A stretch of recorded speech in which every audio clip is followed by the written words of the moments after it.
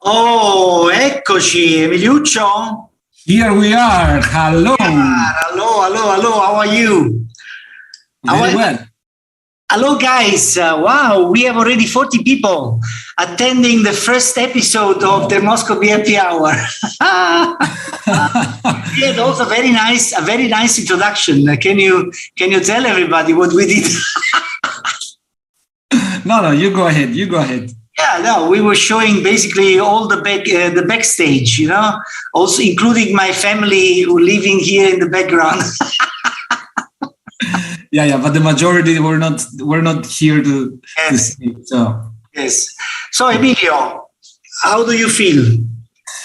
Well, quite stressed, let me tell you. Sí. Me too. So please go ahead. This is your show. No, why do you say so? Why do you think it's your idea? Tell everybody what's going on here. Well, first of all, before telling everybody what's going on here, we have to say how grateful we are to our production manager. Yes, of course. Because this show has a producer. It's not just, a random Zoom meeting. It's a professional, project organized by Seb Studios. Bravo, Sebi. No, Geppi is a resident in dermatology in Napoli, but is very skilled in technical IT expertise, let's say so. So he's able to manage all the problems related to this show. Yeah. We will stay together for 1 hour. I think we have to hurry up because otherwise we will not cover all the things we want to cover together. So, Emilio, what's going on here? Let's go. So, what is the Demoscopy Happy Hour? It's a chance to chat together, to discuss, me and you, and of course with the audience, we will try to interact as much as possible on topics which of course are close to our professional interests, obviously. That's why the name includes the word Dermoscopy, but there is also another word which is happy hour, which means that we are not here just to present things, to share the screen and do presentations and so on, but we are here to have fun. We are here to discuss in a very open and relaxed way and mix some serious things with fun and enjoy these 45 minutes that we will spend together with our attendees. This is what I would say we missed more than anything else during this last year, didn't we? Well, I will start saying asking our attendees to answer the question of the day, of the week, because this is a project ongoing every week. So the question of the week is the following, and please type it into the chat window, okay? So the question of the week is where you like the next IDS Congress will be held. Which city you like? City or country? Well, I would say city. City. Okay. More specific. Let's be more specific. Okay. Yeah. Let's go. Okay, Moscow. Wow. Yes, let's go to Moscow. Yes. Madrid. Okay, we already have the first answers, but we need to say that we will come back to these answers in the end of the show. So we will review some of these answers, and maybe also if somebody wants to explain why, we are open to a 2 minutes live, explanation from participants why they prefer the city that they prefer. But this will take place in the end of the show. So what's first in the sequence? Paper of the week. Paper of the week, exactly. That's my task for today, and I'm going to show you immediately what I wanted to share with you. I'm not going to share, let's say, a paper. I'm going to share, a topic, which is melanoma in the COVID era. Okay, what happened to melanoma in the time of the lockdown? Well, I don't know if this was also your feeling, Emilio, and all the rest of the people. But my feeling was that after the lockdown, we started to see monsters. We started to see things like this. Can you imagine? This is a melanoma of 39 millimeter of thickness. Can you imagine? And this is by far the thickest melanoma of my entire life. That I see my entire life. 39, 3.9 centimeters. Can you imagine? Okay. Wow. So I got the feeling that we started to see many more monsters melanoma than in the past. Okay. I give you just one example of a victim of the COVID. And this is this gentleman that we saw for the first time in September 2020. Okay. September 2020, and as you can see here, there is a satellitosis right around the scar. Okay, you see these papules, nodules around the surgical scar. Okay, and here what happened? He was removing a melanoma of 25 millimeters back in February 2020. So after that, the lockdown started and he didn't get any treatment, even not the wide excision, nothing. Okay. And he was showing up in September with this local recurrence. And of course, we did everything. We did wide excision, we did sentinel node biopsy. This was found to be positive. And of course, he started immunotherapy for as an adjuvant treatment. Okay. But unfortunately, already in June 2021, as you can see here, this is the big scar that he got after our wide excision. He has again a local recurrence. You see this small papule, and and it was very, let's say, very fast progressive. Progressing to various lymph node sites, and therefore he was judged to be not operable. And therefore, since he got already nivolumab, he was switching to ipilimumab. But then, unfortunately, he died quite recently. Okay, so this is definitely a victim of the lockdown period. For the reason we started to see this kind of big melanomas and so on, we just finalized a study, including a couple of centers in Italy, Spain, Austria, France, and Greece, with Emilio, of course. So the question of the study was, let's compare the melanomas we saw from the starting of the tragedy of the COVID, so March 2020 until March 2021, 1 year, and let's compare these melanomas with the melanomas we saw in the year before the starting of the COVID period. Okay, and what we found, we only found this, which is basically 25% less cases in the post-COVID period as compared to the pre-COVID period. So we miss 25% of the patients. Where are they? They are still at home. There is no other explanation. Okay, but impressively, so unexpectedly, what we found, and is that there is no difference. No significant difference in terms of thickness, median thickness, number of ulcerated cases, number of sentinel node performed, nothing at all. Well, in the mean Breslow thickness, I see that there is a small difference. The mean Breslow thickness, there is a little difference, which is 1.8, the mean in pre-COVID, and 2 millimeter in post-COVID. But for the rest, nothing at all. Can you imagine?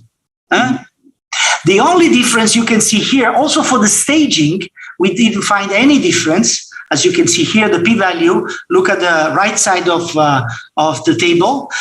So the p-values are all non-significant. The only significant p-value is concerning 2B, stage 2B, which seems to be a little bit higher in the post-COVID as compared to the pre-COVID. So just not too much, right? This is a nice curve figure showing, let's say,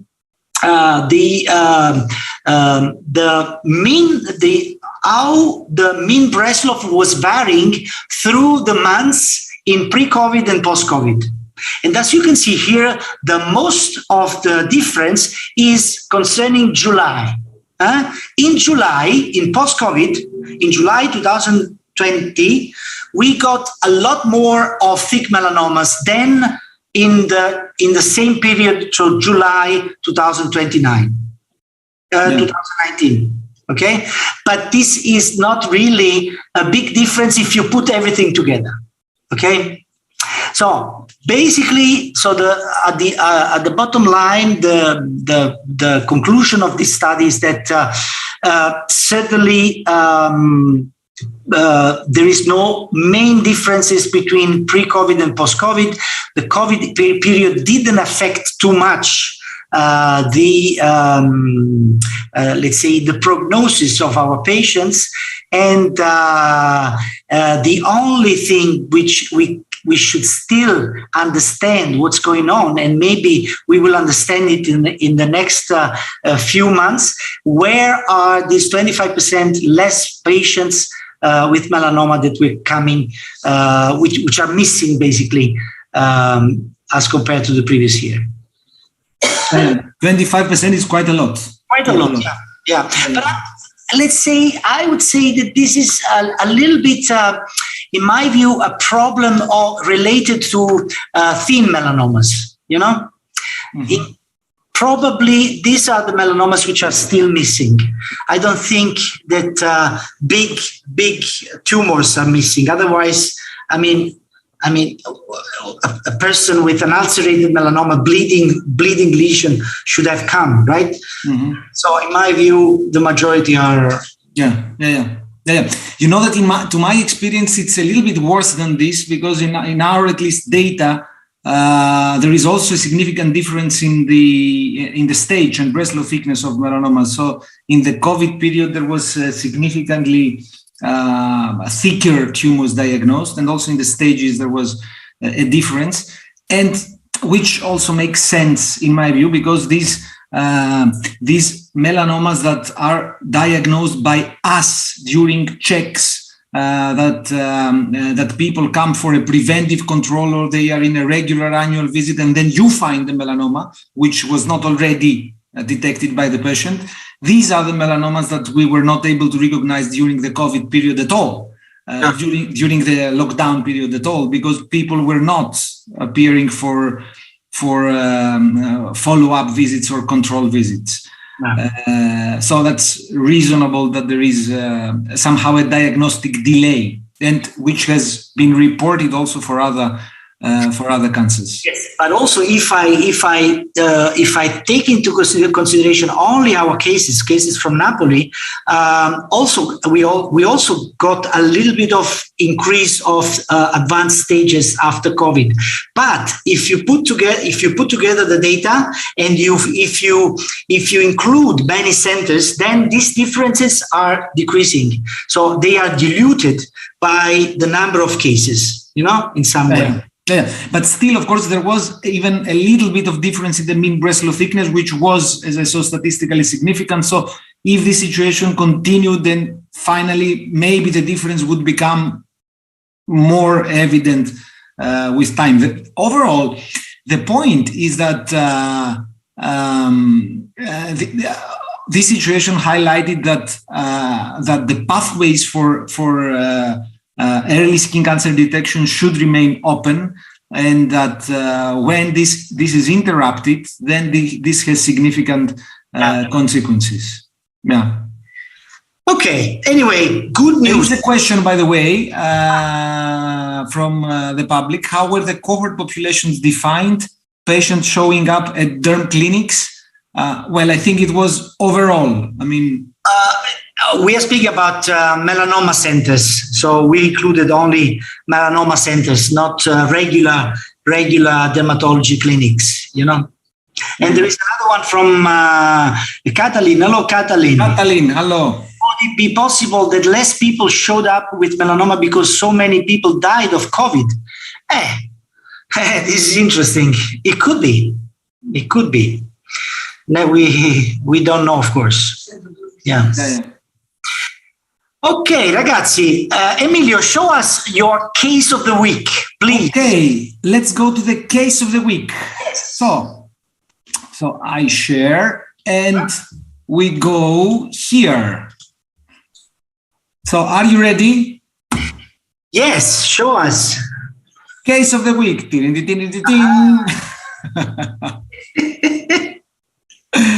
So I will need a little bit the participation in the chat of the public in order to make it a little bit more interactive. So here you can see a plantar wart.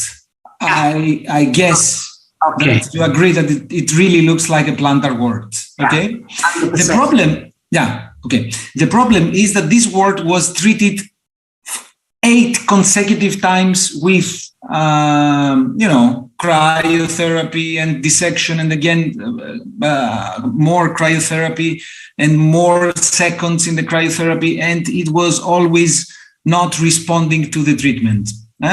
So this is the clinical morphology. This is dermoscopy. So again, I would say compatible with what we expect to see in a plantar wart. Do you agree, Geppi? I completely agree. I mean, this really looking like a wart. Yeah. But a little bit annoying that after 8 times of cryotherapy, this is still not responding. Come on, it's a wart. It should respond eventually to the cryotherapy. So the question is here: would you think to biopsy? Yes or not? If the attendees would like to give quick responses, biopsy, yes or not? Or we continue with the treatment. So what do you say, Geppi? Would you think about any alternative possibilities here? Well, but it's a matter of fact that I did a couple of biopsies when warts were really hard to be treated. Yes, I did it. Yeah. So the majority of answers are positive. So yes, which I think is a reasonable answer, because I mean, it's a little bit strange that the wart is so much resisting to the treatment.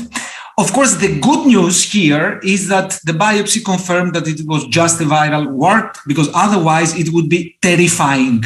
Yes. Okay.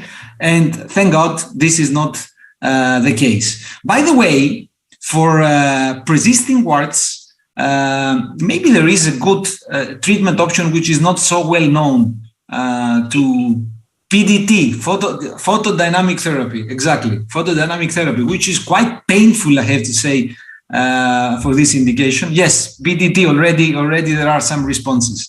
For resisting warts. But let me tell you, with PDT, we solved a couple of cases which were incredible, very, very resisting cases, Yeah. Okay, so here we biopsied confirmed viral wart. Next one, plantar lesion again. A little bit different story, but again, there is a history of a couple of cryotherapies earlier, and then this nodule was not responding and was recurring.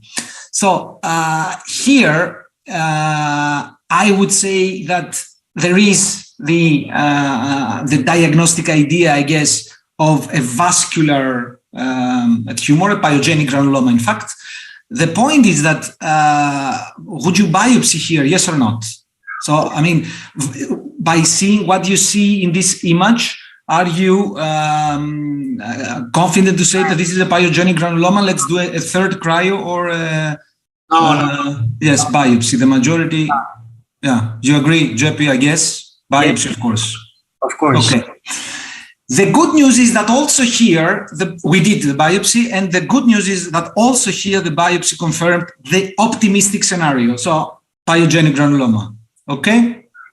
And then, of course, we can do whatever we like in order to complete the treatment of this pyogenic granuloma. Acrylic case number 3, somehow similar, again, non-pigmented, of course, a little bit ulcerated, history of 2 cryotherapies earlier, there is already an answer for this case, which is poroma, which is a brilliant idea. This is a dermatoscopic morphology. Again, not too much, not a lot of information provided by dermoscopy. So scales at the periphery, in the middle, bleeding, structureless red color, not much, again, similarly to the previous case.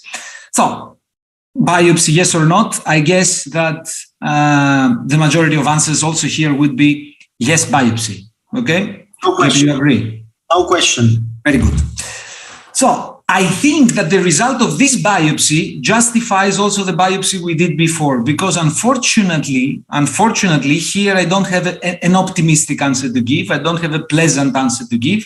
Unfortunately, this was a 3.6 millimeter thick melanoma with histologically, strange enough, but histologically no ulceration, and 12 mitosis.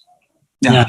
And of course, based on the morphology, on the dermatoscopic morphology that we saw before, this is somehow scaring because you don't see anything that could guide you to the idea of melanoma. There is, of course, no pigmentation at all, but not only, there is nothing else. There are not irregular vessels. There is not any structure that could guide you to the diagnosis of melanoma. So with this case, I would like to remind the following. Usually, when we speak about acral melanoma, so think about all the courses that we do, all the meetings and so on. When there is the topic acral melanoma, we are practically speaking about the left-hand side version of the acral melanoma. We speak about the acral lentiginous melanoma, the one with the so-called parallel ridge pattern, which, by the way, is a quite slow-growing melanoma subtype. It's a lentiginous melanoma, and all lentiginous melanomas grow quite slow. And almost always they are pigmented. But at the same time, we should underline maybe more in the future that the acral melanoma has a second phase. And this second phase of acral melanoma is completely different. They are fast-growing tumors, which quite often are hypo or non-pigmented. This is again acral melanoma, but it's not acral lentiginous slow-growing melanoma. This is a fast-growing tumor. One more example, a classic acral melanoma on the left-hand side, growing for many, many years, and still at the time of the excision was 0.2 millimeters in Breslow. And on the right-hand side, an acral melanoma that in a few months was already 2 millimeter thick in Breslow. And from a dermatoscopic point of view, all we know about acral melanoma is valid for the first type. So for the acral lentiginous melanoma, for this one, we have many features that we know pretty well. The parallel ridge pattern, the irregular pigmentation, the BRAF checklist. We have several diagnostic procedures, but for the second subtype, we don't have much.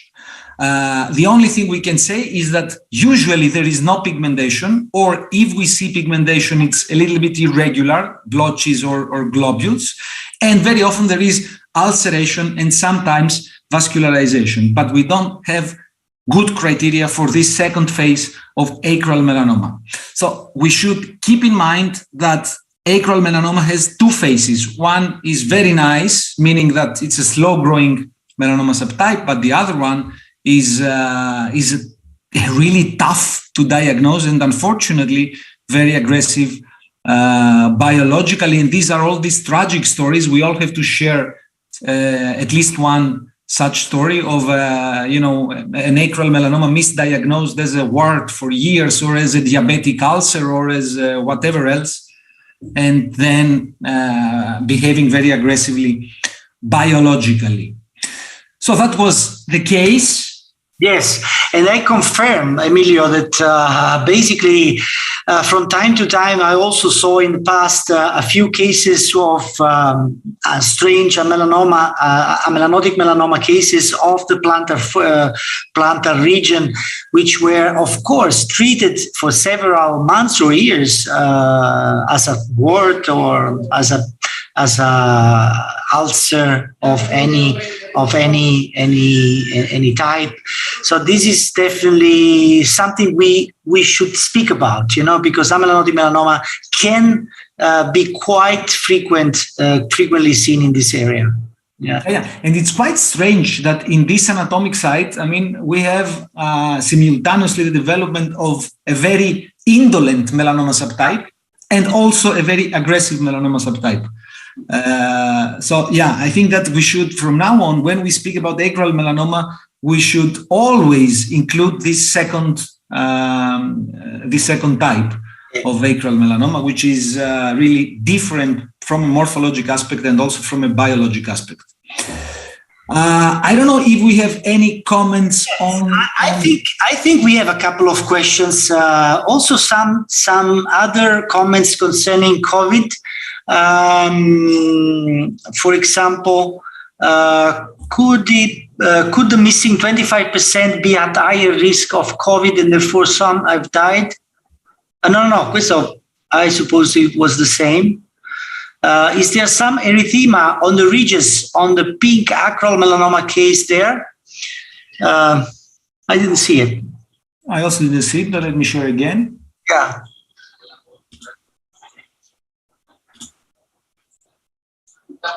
This one. Well, it's more diffuse, right? There is much. There is erythema, but it's not really located on the ridges. Yeah. There is a little bit of erythema in the surrounding skin, but it's not something really, really helpful. Yeah. By the way, go ahead. Yeah. So, Emilio, if you finished with the case, maybe we can start introducing our guest for today. Before the podcast or after? I would say before. Why not? Before, yes. Why not? Or absolutely while the podcast is going on, because of course we were choosing a podcast performed by our guest, who is Giovanni Pellacani. Bravo, Giovanni. Where's Giovanni?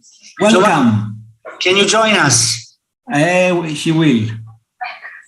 I hope that he will be able to join us. So say a few words until the moment that he arrives about Giovanni. Of course, Giovanni is a close friend of mine. Ecco Giovanni. Hey. Hi. Hi, how are you? Ciao Geppi, ciao Aimilios. Oh. Good to see you. You are our first guest, you see? You are our first guest of Demoscopy Happy Hour. Can you imagine? I'm honored. Giovanni is not only a close friend of us, but he's also a key dermatology professor in Italy. He's now running the Clinic of Dermatology in Roma, La Sapienza. And he was, I suppose, if you were at the World Congress of Dermatology held in Milano in 2019, he was the president of the Congress. In my view, this was your biggest achievement until now, or not, Giovanni? What do you think? You see? Yes, you have the jumper with the symbol. The biggest achievement up to date, because Giovanni never stops. No, of course. No. Now we are waiting for the next one. We are waiting for the next one.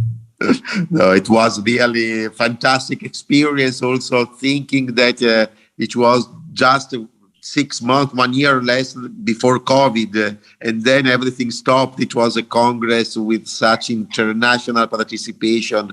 People from everywhere in the world were attending, a lot of people. It was a big party.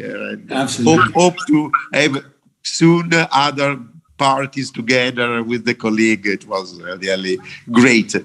Giovanni, let me tell you, the biggest party of Milano, of the event in Milano, was our show.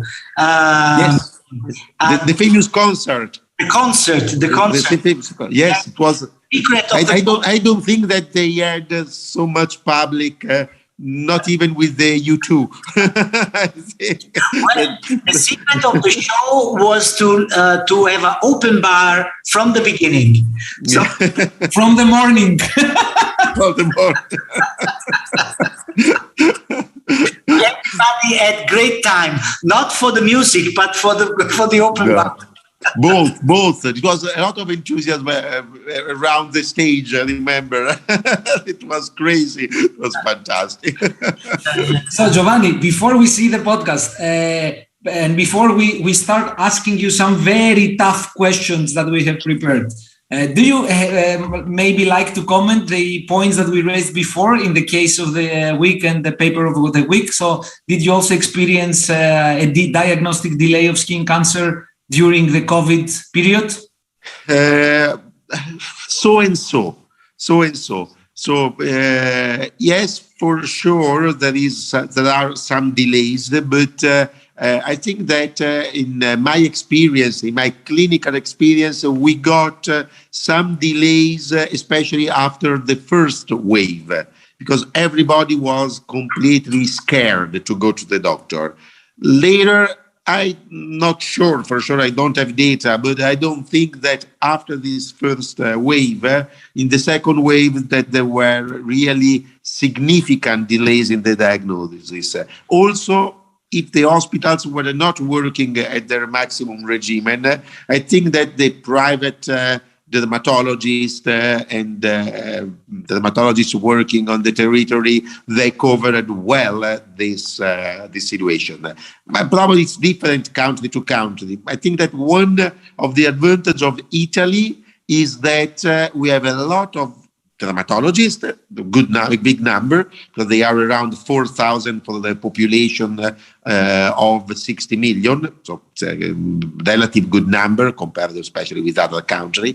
And they are in general excellent in using dermoscopy. So dermoscopy used everywhere. So we have not to go to a hospital, specialized center, specialized doctor to have a good dermoscopist. Every dermatologist today, almost every, I think, is a good dermoscopist in Italy. And this, I think, limited this wave of delays. That's my impression. I don't know. I don't have the data.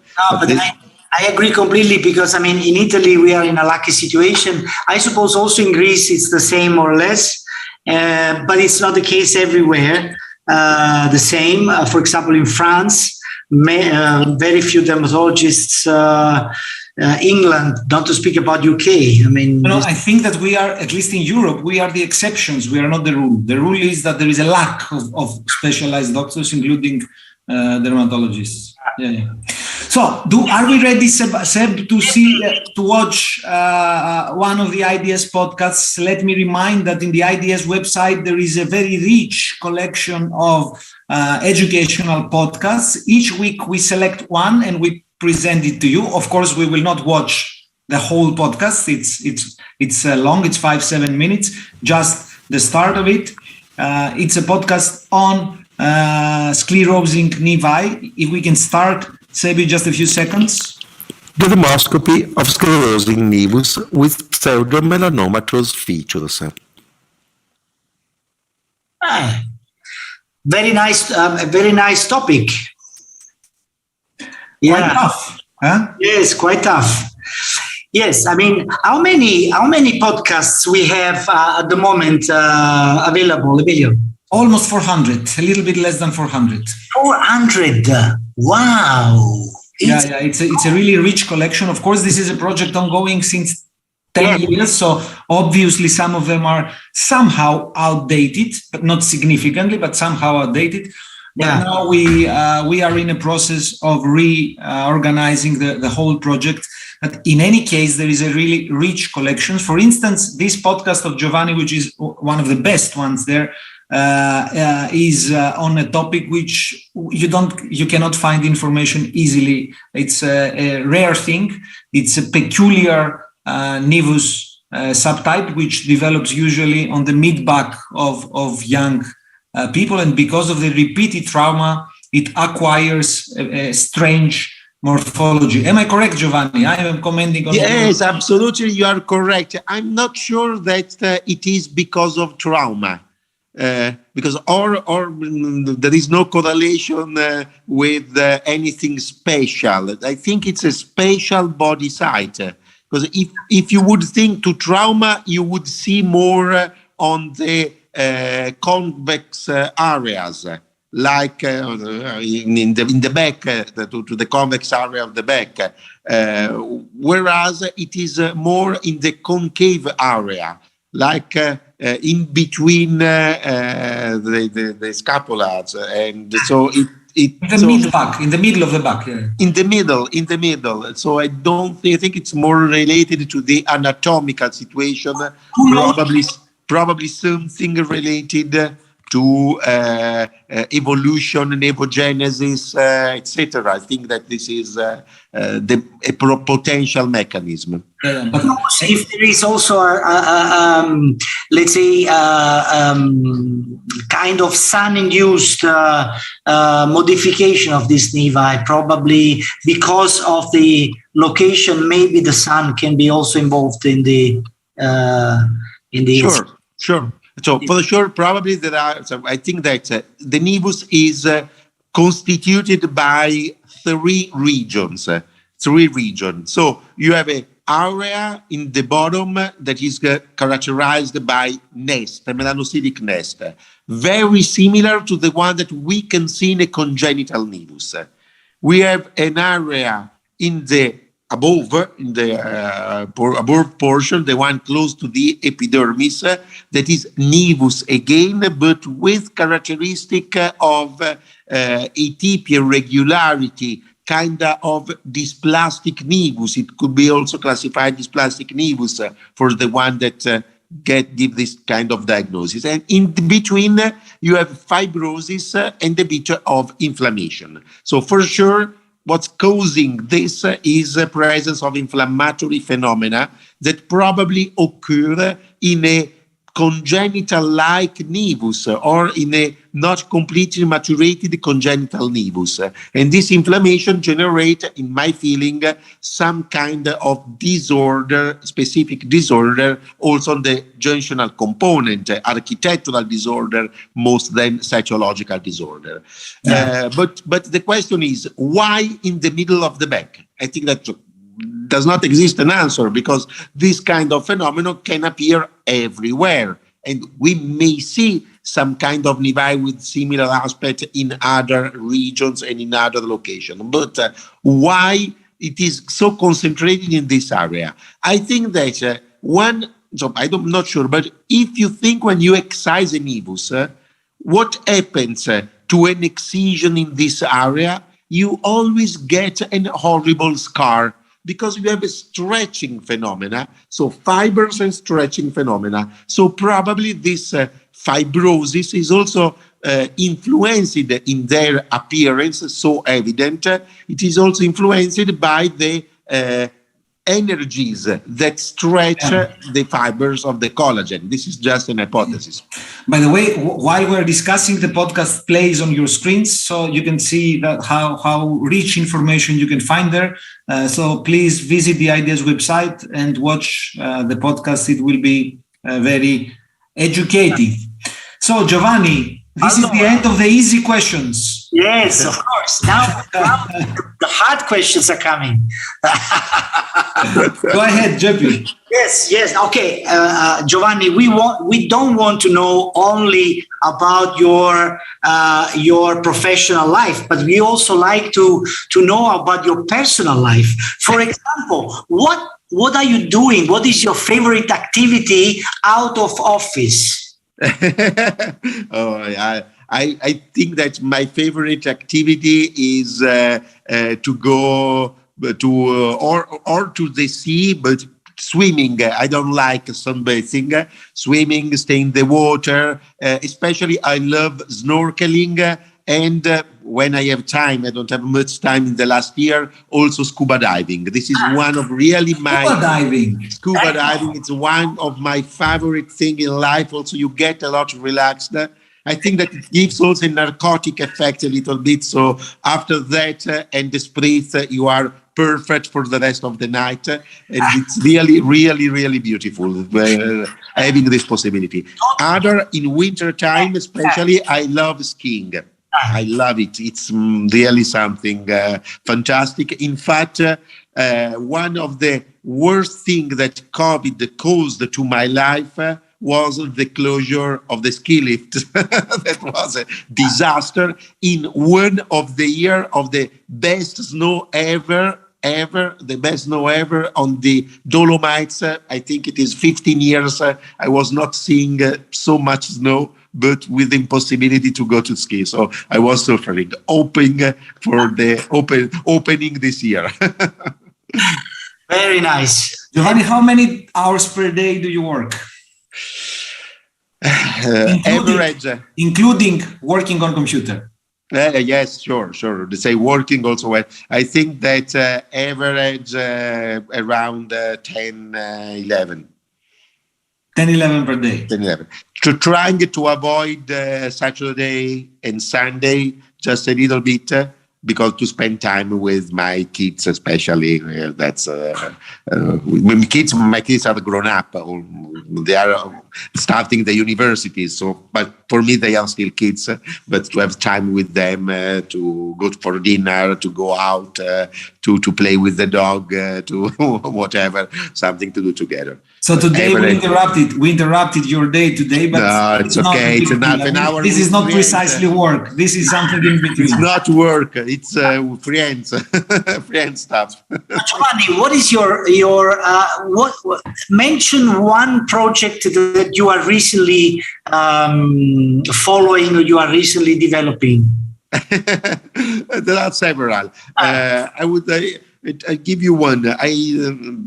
Being in the new university, in the new place in Rome, La Sapienza. Sorry, probably I had a problem with battery, but I will move a little bit in case it goes down too quickly. No, in the moment that I moved there, I saw great opportunities, beautiful spaces, and the opportunity to try to fill something that is, I think, missing in the education of dermatology. So now I obtained the funding and devices to build up a center for technology, light technology. That means laser, putting all laser for treatments, avoiding the ones that are purely aesthetic, for sure, because we let this doing in a private office. I don't think it's hospital stuff, but for teaching also, especially to make a school of the use of this technology. And on the other side, technologies, light technologies for diagnosis. So confocal microscopy, OCT, obviously Dermoscopy, that's the basic of everything. So this is the big project. And I got all the funding for all the devices and also for refurbishing the area that need a refreshment. It's a beautiful place, beautiful house, but need a bit of refreshment. Painting. Okay, Giovanni, another question. You have published a lot of things. I mean, uncountable original papers, uncountable new things, and innovative ideas. Do you remember quickly one for particularly that you are very proud of? So a paper or an innovation that you say, okay, this was good. This was really good. I think that one of my top innovative paper was a paper published in 2004, Blue Journal, a couple of cases of Spitz nevus and the correlation of the pattern of the Spitz nevus with confocal images. Okay, why it was important? Because at that time, confocal was not producing mosaics, was not producing this kind of mapping of the entire lesion. And nobody correlated the confocal pattern with the dermoscopic pattern on the other side.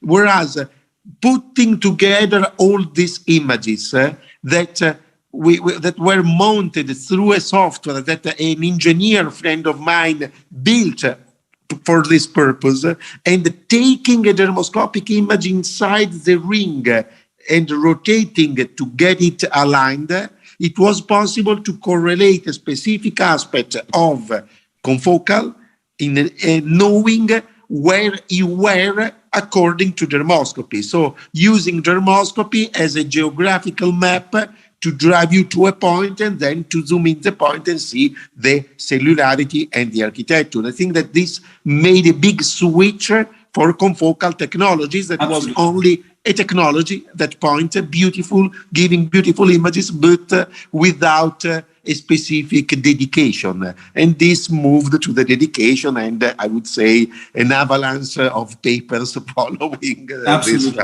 But that was incredible. Seeing today, because it was 2004, so it's 16, 17 years. Seeing today we get 3 mosaic in a couple of minutes. A big area, boom, boom, boom, boom, boom, boom, boom, boom. To take 1 mosaic at the junction with the first machine that I got, it was taking 45 minutes. So I couldn't ask to a patient to stay 45 minutes under that. So I think that during the time I kidnapped the patients. Come in.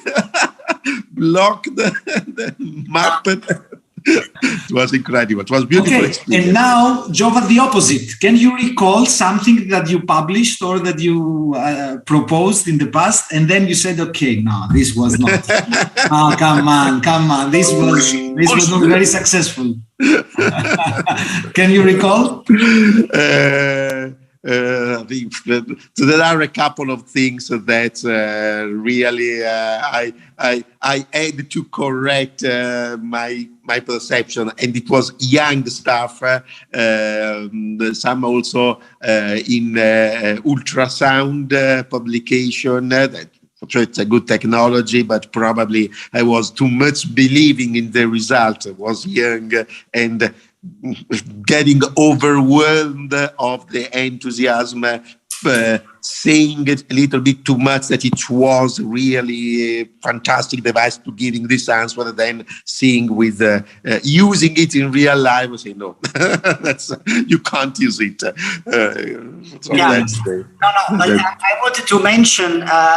Okay, you mentioned this paper, which was the reason why you developed this new way to perform mosaics and so on. But I mean, we have to mention really that I don't think that confocal microscopy could be so, let's say, well known and successful in many countries worldwide without your passion that you dedicated to the development of this technique. Really, absolutely true. But Demoscopy wasn't if it was not for you, Geppi. Also true. Okay, Giovanni. Now let's go again personal. What tell a few, just a summary of your best day in life. Best day in life. Yes. Wow. Yes. Wow. Best day in life. Wow. It's very difficult to say that. I would say for sure the best day in my life was when my first son was born. Absolutely. An emotion, incredible emotion from inside, seeing this life. And I think also an experience that changed a lot the way of thinking. So before that, okay, I don't care. I risk my life. I climb, I fall down. It's my problem. I go 100 meters below the water. I go out of oxygen. It's my problem. Then from that moment, I say, no, it's not my problem. I have to preserve me for this. I want to see this growing up. And so you change your vision of the life. And I think that probably was such an emotion, an incredible emotion. Was the opening of the World Congress of Dermatology the second happiest day of your life? No, I have my daughter birthday. I have a lot of moments with my kids. That there is a long list of personal moments that goes over all the working moments. In working from the working point of view, the opening of the World Congress was very emotional. Seeing this. Stadium-like size of Doom, field of people opening this Congress, and also with a lot of memories and reason, because we remember that it was Sergio Chimenti, president of the Congress. He was Secretary General. So I took over the Sergio Chimenti project and achievement in order, and I think that we also made it with such a passion to honorate our past friend. Okay, Giovanni, other two questions. First, I do the second last, and Emilio is doing the last. Second last, prediction of future in Demoscopy. Can you see, are you able to foresee a little bit the future of Demoscopy? I have my crystal ball here. No, I think that the Dermoscopy has a lot of future, because I think that the Dermoscopy should be used by every single dermatologist, and not only, probably also GPs. But I think that a way also of development of Dermoscopy could be in the hand, through technologies, in the end of users, of final users. That means patient. Not every patient, but patient with many moles. I think that could be a good help to provide a little cheap tool today with good quality, and to help the patient to monitor. Okay. Last question. Last is mine. Giovanni, yeah. Be careful about your answer. Think carefully. Yeah, okay. Which is your favorite wine? It's easy. I have my favorite wine, Amarone. Amarone is my favorite, super favorite wine. A beautiful bottle of Amarone. So we have a lot of beautiful wine, but I think it's over Sassicaia. That's my personal taste. Over Sassicaia. That's my personal taste. So of course, wine is like women. You like what you like. So it's personal, like art, like things. So you like that painting, and that is. For me, a good Amarone is so tasteful. Fill your mouth, cherry background. Maybe very alcoholic, but it's a great one. Yes, sure. Sure. You cannot eat this in summer on the beach. So you cannot drink this in the summer on the beach. You die. That you need in winter time with a beautiful winter wine. Yeah, winter wine. Winter wine. Yes, I agree. That's for winter. Great. Excuse me, guys. We have a couple of questions we have to answer. First, for you, Emilio, you mentioned that poroma was on the differential diagnosis of that acral melanoma. What are the exact demoscopic features of poroma? Poroma is one of my favorite tumors. I consider this as the best mimicker in dermoscopy, because it can acquire any phase that you can imagine. It can mimic any tumor from a dermatoscopic aspect. So, of course, a strong clinical clue is the anatomic location, obviously, but from a dermoscopic perspective, it can acquire any pattern. There is a peculiar vascular structure which has been associated with ecrine poroma, which are the so-called cauliflower-like vessels, the ones with the many bends, and in fact, you can find them in a good percentage of poromas. But other than this, there is no specific pattern dermatoscopically of ecrine poroma. Usually, it's non-pigmented with quite a lot of vessels, but I mean, that's all we can say in average. Very good, very good. Okay, so that's okay. Mo is saying I order Amarone. What a description! I'm curious. Give me the feedback. There is another question. Dear Dr. Pellacani, what do you think about Demoscopy guided laser? Maybe the first person shoot with scabies? I don't get this. Dermoscopy guided laser, I can understand what she's speaking about. So to use laser derived when you try. So for sure, I think that it's obvious that it is a mistake to laser something without doing dermoscopy. In the moment that you know how if you know the diagnosis and you are confident, you can do laser. That's the point. Sure, the dermoscopy-driven laser could help when you want to get very precise demolition, for example, of a remnant of a BCC. Okay, but I don't know how to have this technology. But yeah. Perfect, ragazzi. We Nice. all done. The only thing which is still missing is the most favorite city for the next IDS Congress. Yeah, this is the question of the day, Giovanni. We have each day we have a question for the public. Now we will read the answers, but before reading the answers of the audience, let's ask for your answer. Where would you like the next World Congress of Dermoscopy to be held?